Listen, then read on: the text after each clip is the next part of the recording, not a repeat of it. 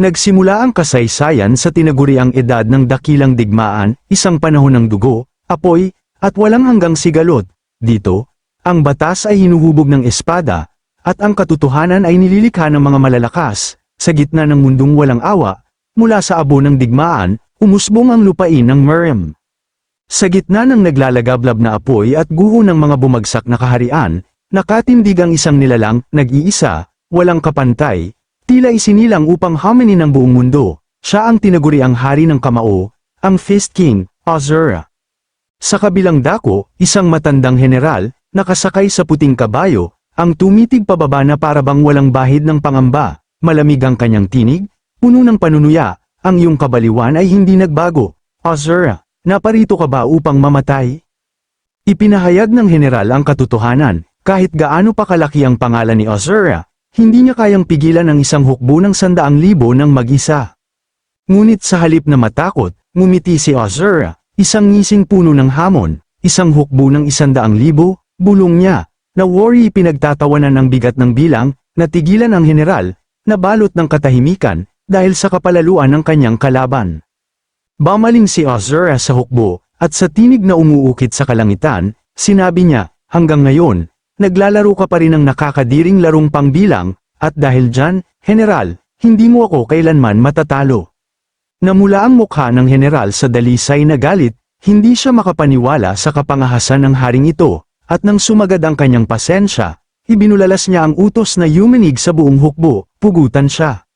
Sumugod ang hukbo, isang dambuhalang alo ng bakal, sibat, at espada, lahat nakatutok sa nag-iisang mandirigma, ngunit si Azura, walang sandata, walang takot, ay nakatindig pa rin. At sa sandaling itinuon niya ang kanyang enerhiya, sumabog ang kapangyarihang pandigma, isang makinang na aura ang kumawala mula sa kanyang katawan, liwanag na tila nagmula sa pinakapuso ng kaguluhan, isang hilaw na puwersa, higit pa sa sapat upang wasakin ang lahat, isang puwersang nagbabadya ng kapahamakan sa 100,000. Sa isang pagsabog na yumanig sa buong daigdig, naduraj ang lupa, nagkawatak-watak ang mga linya ng harapan, ang mga sundalo ay napadpad sa himpapawid na parang mga manikang walang buhay, at ang kanilang mga katawan at sandata ay pinair-piraso ng hilaw na lakas ng kanyang atake, mula sa shockwave na kumawala, nagwasak ang mismong kalupaan, nagpalipad ng mga bato at debris sa lahat ng direksyon, na worry bagyong walang hanggan. Sa harap ng ganap na kapangyarihang ito, walang sino mang makapagsabing sila'y makakalaban pa, lahat ng pagtutol ay gumuho, lahat ng tapang ay naglaho, maging ang mga maestro ng Merim, ang minsang tinaguriang rurok ng martial arts, ay bumagsak na parang mga daong tinangay ng hangin, ang kanilang pamumuno, na minsang naghari sa kasaysayan, ay biglang natapos, isang pagbagsak na walang awang itinakda ng kapalaran. At sa kanyang tagumpay, sa wakas ay nagkaisa niya ang mundo. Sa ilalim ng makulimlim na kalangitan, na binabasag ng kulog at kidlat, nagsimula ang isang bagong panahon, unang taon ng kaharian ng Sura. Mula sa abo ng pananakop, umangat ang Maol, kabisera ng kaharian ng Sura, isang lungsod na malawak at maringal, nakalugmok sa tahimik na gabi, ngunit sa malayo, sa isang liblib na tuktok ng bundok na nililiwanagan ng buong buwan, isang grupo ng mga tauhan ang nakaluhod, puno ng hinanakit at pag-aalinlangan. Isang tinig ang bumasag sa katahimikan, maligayang pagbati, aking hari, ang babaeng nakaluhod, si Mayewul, ay nagsimulang magsalita, idineklara niya na matapos talunin ang hindi mabilang na kaaway at pag-isahin ang gitnang kapatagan, wala nang ibang maaabot ang kanyang Panginoon sa lupang ito.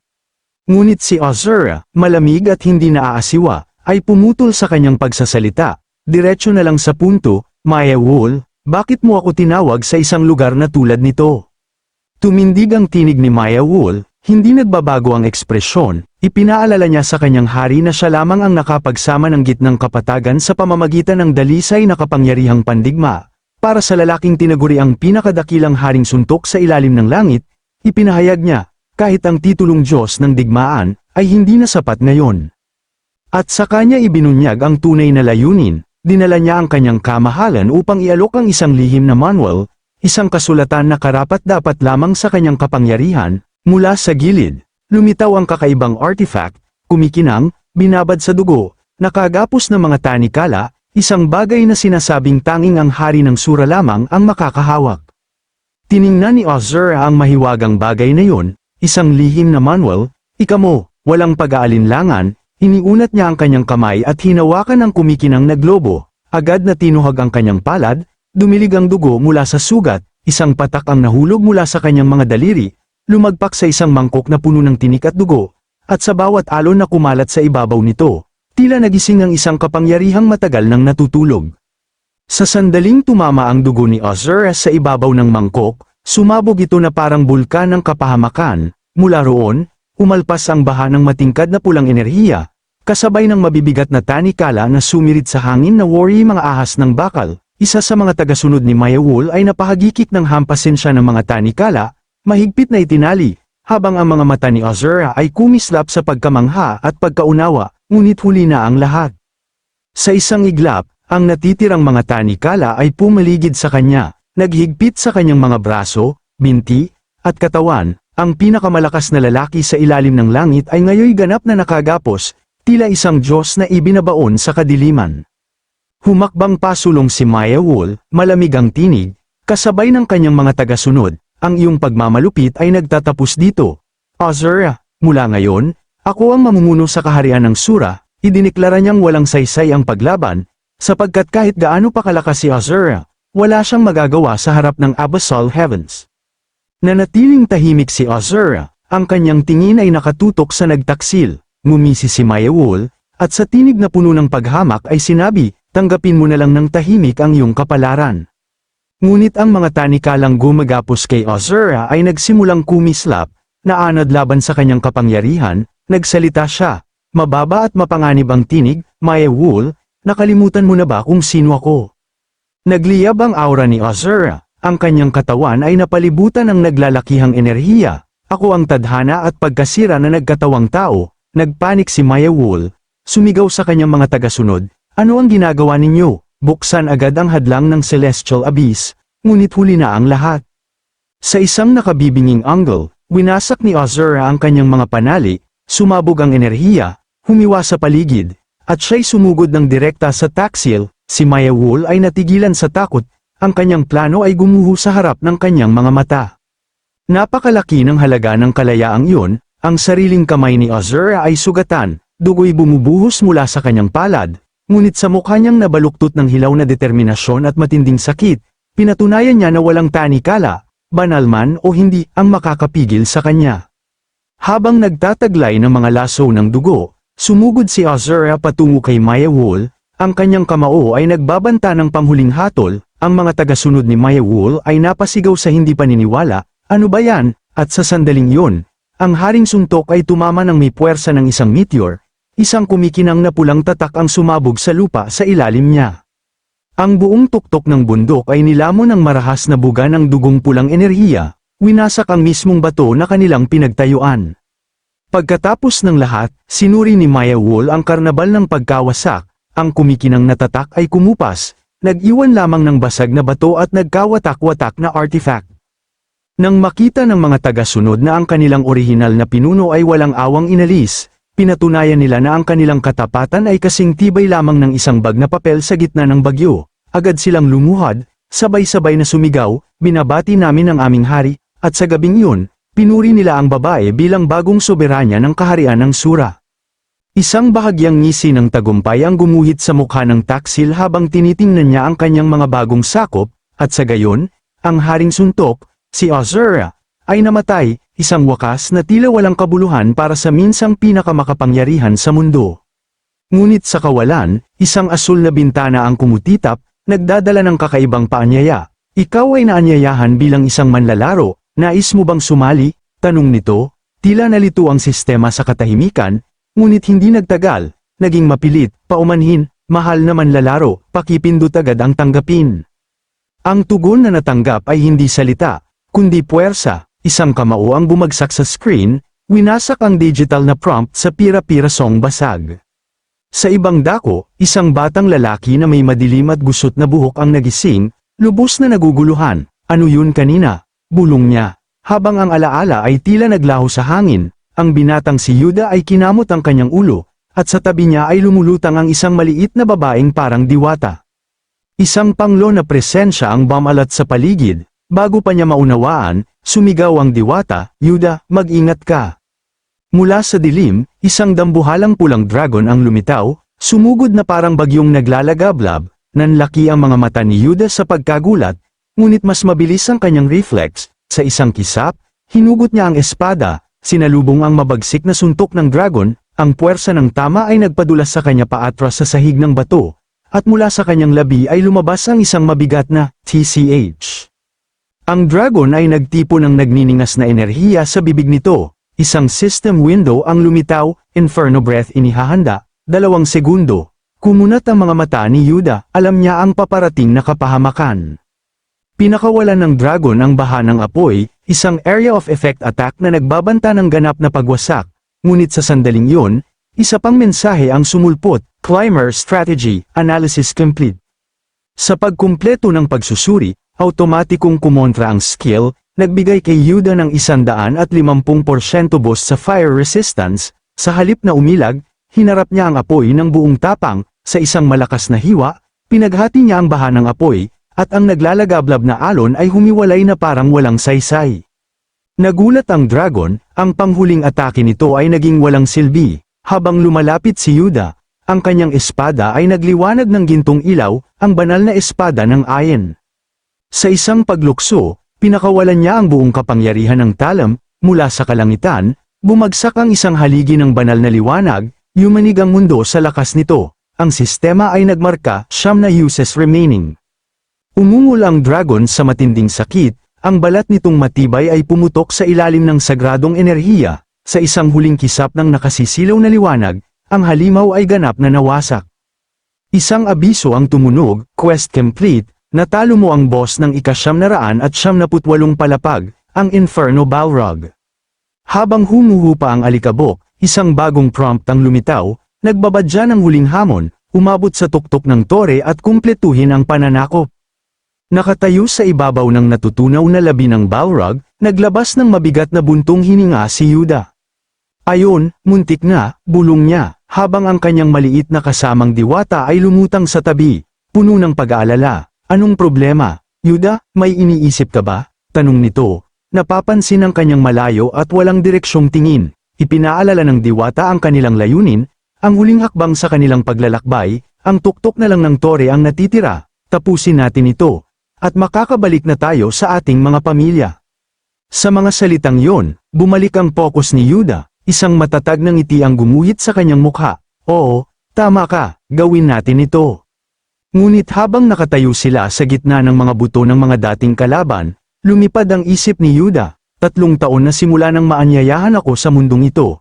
3 taon na ang iisang layunin ay lupigin ang tore. Ngayon, ang tuktok na lang ang natitira. Ngunit sa kabila ng pagiging malapit na sa katapusan, isang malamig na pakiramdam ng kawalan ng katiyakan ang bumaba sa kanya. Ano kaya ang naghihintay sa kabilang panig?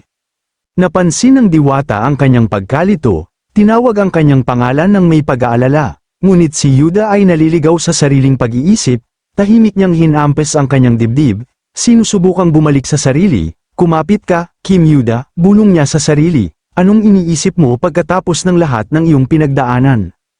Ang napakalaking pinto ng panghuling palapag ay bumukas, binaha ang silid ng makinang na puting liwanag, tumingin ang diwata sa kanya, puno ng pag-aalala, ayos ka lang ba? Tanong nito. Pinatibay ni Yuda ang kanyang pasya, sumagot ng mariin, oo, pasok na tayo, sa kanyang isip, tiniyak niya, kahit anong halimaw ang naghihintay, walang makakatalo sa kanyang stats, babalik siya sa kanyang orihinal na mundo. Ngunit sa sandaling iyon, nanlamig ang kanyang dugo, mula sa lupa, lumitaw ang isang nakakatakot na aninong figura, napapalibutan ng itim at kahel na apoy, kumikinang ang pulang mga mata nito, at ang sadistikong ngisi ay nagbabadya ng walang iba kundi pagkasira.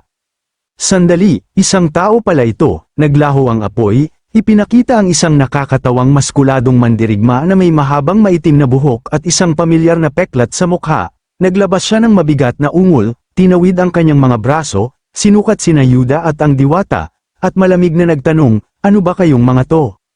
Nabitin si Yuda, hindi makapagsalita, ha, bulong niya. Ang diwata ay parehong naguguluhan. Ano yun? Isang, Gorilla, malinaw, ang sobrang maskulado at may edad na lalaking ito ay hindi ang kanilang inaasahan sa tuktok ng tore. Ngunit habang sinusuri ni Yuda ang nakakatakot na figurang nakatayo sa gitna ng mga buto ng hindi mabilang na pagkabigo, isang nakakatakot na pagkatanto ang bumagsak sa kanya. Huwag mong sabihin, ito ang panghuling boss. Pagbangga ng mga mundo, tumingin-tingin si Azura sa silid ng trono, isa-isang inaayos ang mga bagay-bagay. Anong klaseng lugar ito? Bulong niya, bago na pagtanto, kaya pala, ikinulong ako ng babaeng yun dito. Nagulat si Yuda. Kaya palang magsalita ito, nangangahulugan na ang boss ay may katalinuhan, isang bagay na mas mapanganib kaysa sa inaasahan, ngunit mabilis niyang inalis ang sorpresa, at ipinaalala sa sarili na huwag maloko ng hitsura, hinigpitan niya ang hawak sa kumikinang na espada, hindi mahalaga kung ano ang hitsura niya, ang lalaking ito ang panghuling boss ng tore, kaya, isa lang ang dapat gawin. Nang walang pag-aatubili, sumugod si Yuda, ang kanyang mga mata ay nagliliyab ng matinding intensyon. Tapusin ko na ito ngayon, sigaw niya, habang ang banal na espada ay humahati sa hangin sa isang mabagsik na arko. Ngunit si Azura, nakatayo lamang, ang mukha'y puno ng purong pagkainip, isang malamig na, ang lumabas sa kanyang bibig, at hindi man lang siya gumalaw.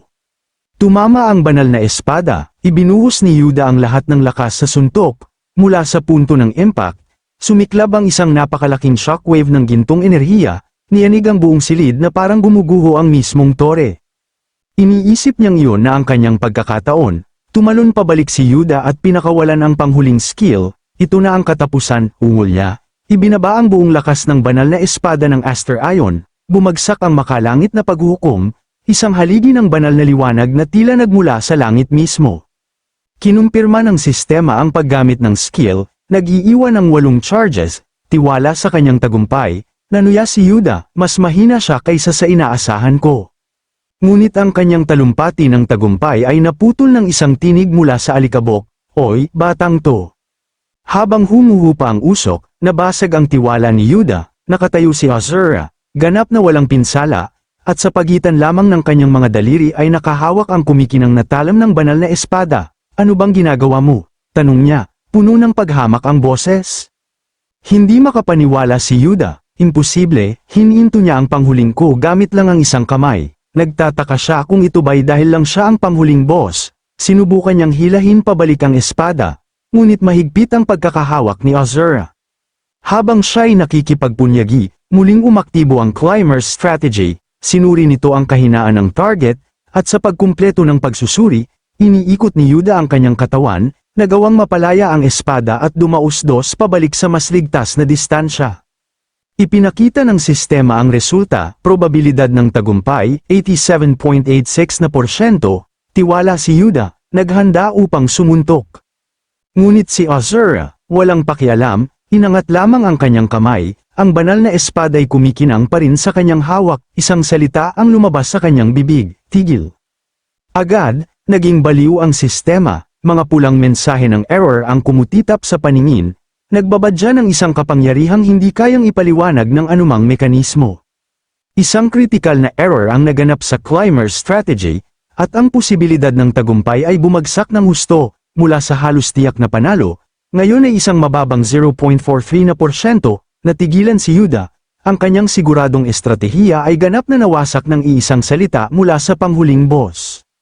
Ang kahulugan ng lakas, nakatingin si Yuda sa hindi paniniwala, humihingal ng malakas, ang posibilidad ng tagumpay na ibinigay ng kanyang panghuling skill ay mas mababa sa isa sa bawat daang laban, hindi pa ito nangyari kailanman, mabilisang gumagana ang kanyang isip, sinusubukang maunawaan ang tunay na kapangyarihan ng nilalang sa harap niya. Sino ba talaga si Azura? Bulong niya, habang ang katahimikan ng silid ay nagiging mas mabigat kaysa sa anumang haligi ng liwanag.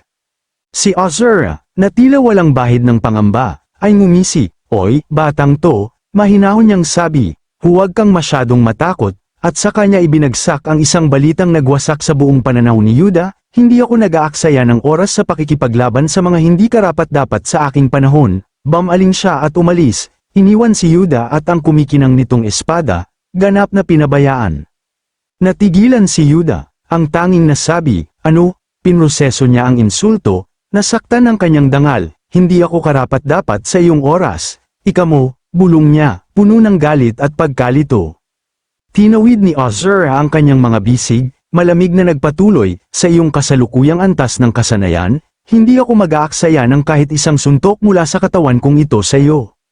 At nang makita niyang lubos na walang kamuwang-muwang ang bata, dumiretso siya sa punto, kumislap ang kanyang mga mata ng matinding pulang ilaw, kaya, itatanong ko sa iyo, ano nga ba talaga ang lugar na ito? Sa wakas, ang tanong na yon ang nagpaunawa kay Yuda, kaya pala ganon, bulong niya sa sarili, naiintindihan ko na ngayon, ang dahilan kung bakit walang epekto ang aking panghuling skill, ang Heavenly Judgment, o ang Climber's Strategy, ang yugtong ito ay nilayon upang patunayan ang aking lakas mula pa sa simula. Tumawa si Yuda, puno ng bagong tiwala, nakakatawa, kaya pala walang nagiging pinsala ang mga atake ko. Hinarap niya si Azura. Matatag ang tingin, hindi ko alam na may ganitong nakatagong mekanismo dito, sa pagpapakita lamang ng aking tunay na halaga ako makakapagbigay ng tunay na pinsala. Isang gintong aura ang nagsimulang kumulubot sa palibot niya, kumikislap na parang kidlat na bumabalot sa kanyang katawan. Kung ganon, ipapakita at patutunayan ko ang aking halaga, mariin niyang ipinahayag. Agad na nag-anunsyo ang sistema, Skill Activated, Chosen Hero, sa loob ng takdang panahon, lahat ng kanyang stats ay na-maximize.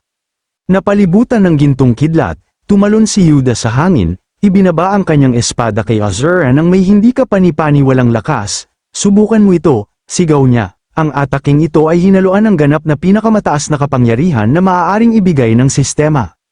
Tumama siya ng direkta kay Azura, nagpapakawala ng nakasisilaw na siklaba ng enerhiya, lumabas ang kanyang status window, Kim Yuda, level 99, ang kanyang HP at MP ay kapwa naka-max out sa 9,999,999 at bawat isa sa kanyang stats, strength, agility, intelligence, at luck ay naituwid sa limitasyon ng sistema na 9,999, lahat ito salamat sa kanyang active skill, Chosen Hero. Tumingin si Azura sa lumulutang na asul na window panel na nagpapakita ng stats ni Yuda, sa kanyang mukha ay sumilip ang hindi paniniwala, bago tuluyang naging paghamak, strength at agility, 9,999, naka-max out, nakakatawa, nag-uusap ka tungkol sa lakas gamit ang mga kahabag-habag na bilang na ito. Ang kanyang mga mata ay nanlaki sa pagkasuya, isang mundo kung saan sinusukat ang lakas sa pamamagitan ng mga numero at bintanang asul, nakakadiring tunay. Piniga niya ang kanyang kamao, at mula roon ay nagtipon ng isang naglalakihang aura, kumikinang ng mapanganib na pulang ilaw, hindi na mahalaga kung ano ang lugar na ito, aayusin kita mula sa pinakapundasyon. Hindi nagpapaawat, sumigaw si Yuda ng isang malakas na sigaw ng digmaan. Ang kanyang katawan ay kumukulong sa gintong enerhiya ng kanyang naka-max out na stats, ngunit bago pa siya makagalaw, nauna si Azura. Sumugod siya pasulong ng may nakasisilaw na bilis, at sa tinig na yumanig sa buong silid ay idineklara, Fist King Azura Style, Destruction. Sa isang nag-iisang pagsabog ng suntok, hindi lamang niya nilampasan ang depensa ni Yuda, winasak niya ang mismong sistema na namamahala sa kanyang kapangyarihan. Ang asul na status window ay sumabog sa libong digital na piraso, naglaho sa kawalan. Ang lakas ng suntok ni Azura ay nagpadala kay Yuda sa hangin, ang kanyang katawan ay tumagilid ng walang magawa, sumigaw siya sa matinding sakit, ang kanyang mukha ay nabaluktot sa maskara ng pagkagulat at pagdurusa. Ang mga nagkawatak-watak na labi ng status window ay kumutitap bago mag-flash ng babala, error, critical damage detected. Gamulo ang isip ni Yuda, hindi may proseso ang nangyari, ano ba yan, paano ito nangyari, bulong niya, habang ang kanyang katawan ay napadpad palabas ng tore, bumagsak sa lupa sa ibaba. Patuloy na nag-glitch ang sistema sa kaskad ng pulang mensahe. Lahat ng nakaimbak na stats ay nawala, nabigo ang pag-recover ng sistema.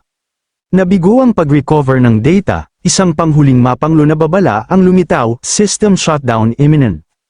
Bumalik sa silid ng trono, nakatayo si Azura sa lugar kung saan winasak ang sistema ni Yuda. Nakikita mo na ba ngayon? Tanong niya sa hungkag na hangin. Ang tunay na lakas ay hindi kayang sukatin sa mga bilang. Tumingin pababa si Azura mula sa tore, ang kanyang pulang mga mata ay kumikislap ng panganib, natatapos dito ang nakasusuklam na larong pangbilang na yon, batang to. Sa ibaba, bumagsak ang mga debris kay Yuda, na natalo at walang kapangyarihan. Ang natira lamang sa kanyang dating kadakilaan ay isang simpleng nameplate, Kim Yuda, level 1, ang mga luha at sipon ay damaloy sa kanyang mukha, at sa huli, isang kahabag-habag ng ngisi ang gumuhit sa kanyang labi, isang tahimik na pag-amin ng pagkatalo. Nagninilay si Yuda sa kanyang nakaraan, ipinaliwanag niya na siya ay tinawag sa isang misteryosong tore, isang tore na tila walang hanggan ang taas, umakyat siya roon kasama ang maraming kasamahan, bawat isa ay may sariling pangarap at pag-asa, ngunit sa huli, nang bumagsak ang lahat sa mga panganib ng tore, siya lamang ang nakaligtas, siya lamang. Lumipat ang eksena sa isang sandali ng nakaraan, ipinakita si Yuda na nakikipag-usap sa kanyang kasamang diwata na si Nova, nagtataka siya kung ang pagtagumpay sa tore ay tunay bang magbabalik sa kanila sa kanilang orihinal na mundo, habang lalo niyang iniisip, lalong naging kakaiba ang lahat, parang isang palaisipan na walang kasagutan. Ni hindi nila alam kung anong mga panganib ang naghihintay sa kanila, gayunpaman, sinabihan lang silang umakyat, walang garantiya, walang katiyakan, naramdaman ni Yuda na ang pagtanggi ay siyang pinakanatural na pagpipilian, sumang-ayon si Nova sa kanyang alalahanin. Inamin ni Nova na kahit abutin nila ang tuktok ng tore, maaaring imposible ang pagbabalik sa kanilang mundo, ngunit naalala niya ang mga salita ng Diyos ang si Yeshua, lahat ng nasa loob ng tore ay may layunin. Ipinahayag ni Nova ang kanyang paniniwala na ang paglalakbay ni Yuda ay may mahalagang kahulugan, isang misyon na higit pa sa pagbabalik.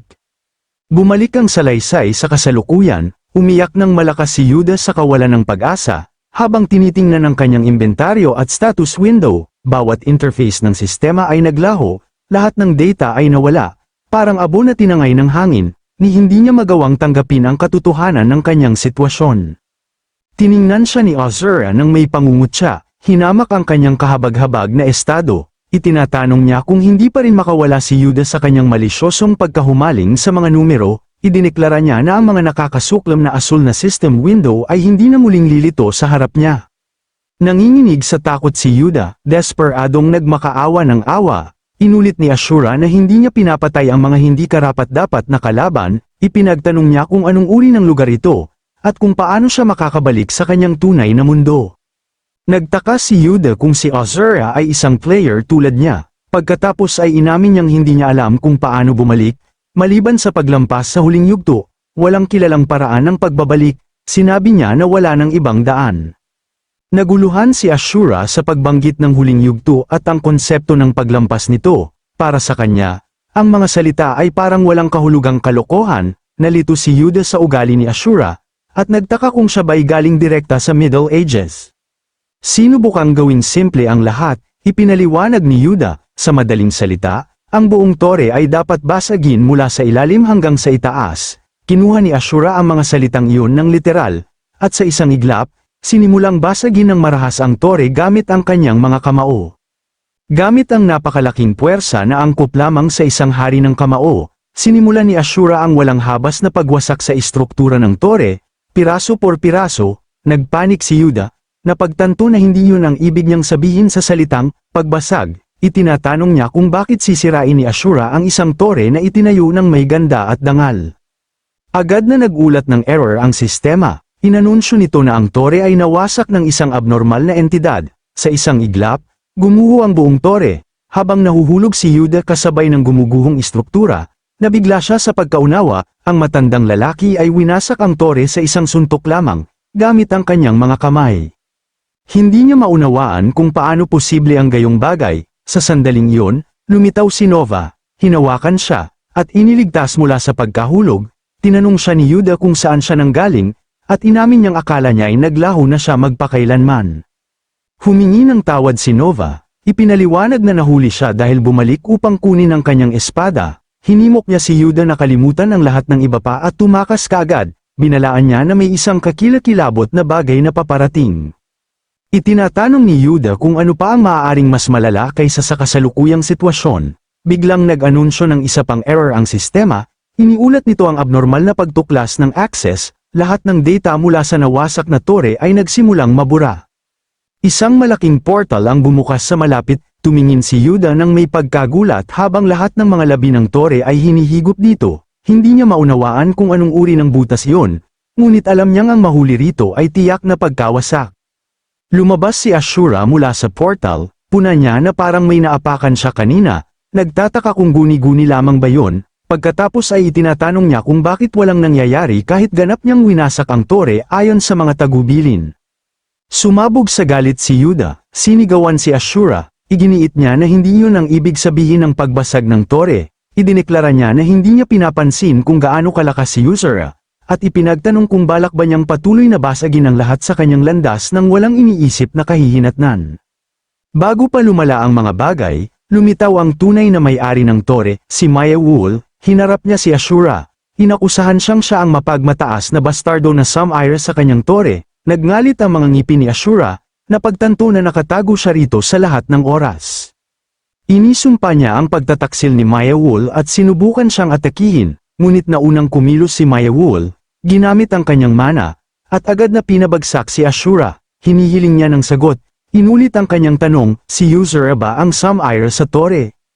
Lubos na nagulat si Yuda, hindi siya makapaniwala na may nakapagpigil sa halimaw na matandang lalaki sa isang iglap. Nagsimulang mabuo sa kanyang isip ang isang pagkaunawa, nagtataka siya kung ang taong ito ay maaaring ang Diyos ang si Yeshua na minsang binanggit ni Nova.